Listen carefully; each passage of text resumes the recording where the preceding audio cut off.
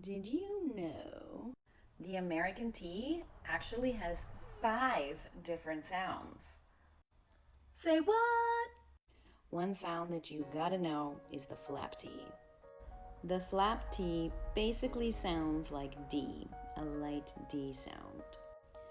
Use the flap T between 2 vowel sounds. Butter, ladder, letter, sweater, water, hotter, bitter, better. We also use the flap T after vowel plus R. Quarter, 30, comforting, dirty. We also use it after the syllabic ul sound. The syllabic ul is mostly found at the end of words that end with, for example, le, right?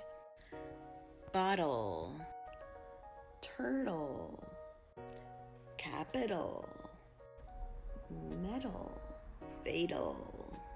Note, you do not have to speak like this.